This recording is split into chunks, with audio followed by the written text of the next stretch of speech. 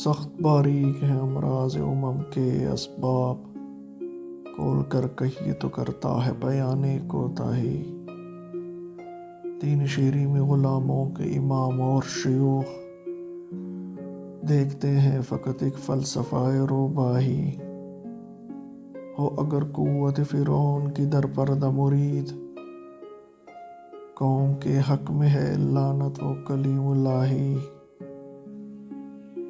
اس نظم میں ڈاکٹر علامہ محمد اقبال نے غلاموں کی نفسیاتی کیفیت کو واضح کیا ہے کہ غلامی کی بدولت ان کی نگاہ میں ایسی کجی پیدا ہو جاتی ہے کہ وہ شعر کو لومی سمجھنے لگتے ہیں اور عیب کو بہترین یقین کرنے لگتے ہیں۔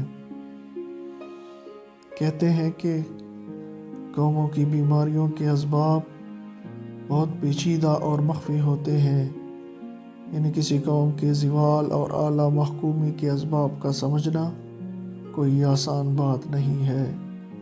اگر ان کی تفصیل کی جائے تو بلا مبالغہ ایک طومار مرتب ہو جائے گا۔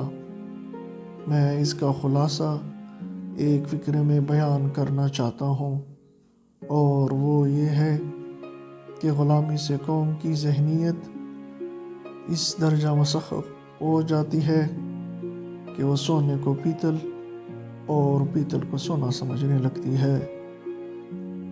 اس کو یعنی اس قوم کے علماء اور مشائخ اور ائمہ کو شیروں کے دین یعنی اسلام میں لومیوں کی عیاری کے سوا اور کچھ نظر نہیں آتا۔ چنانچہ اس قوم میں جو شخص مسلح اور امام الزمان ہونے کا مدعی ہوتا ہے، وہ بھی اس کو غلامی ہی کی تلقین کرتا ہے اور انگریزوں کی وفاداری کا درس دیتا ہے۔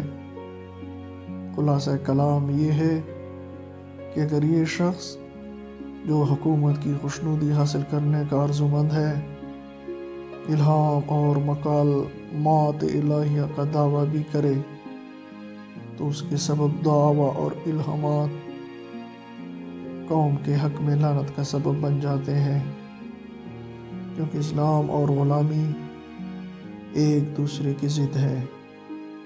جو شخص مسلمان کو غیر اللہ کی غلامی کا سبب پڑھاتا ہے، وہ خود دائرہ اسلام سے خارج ہو جاتا ہے۔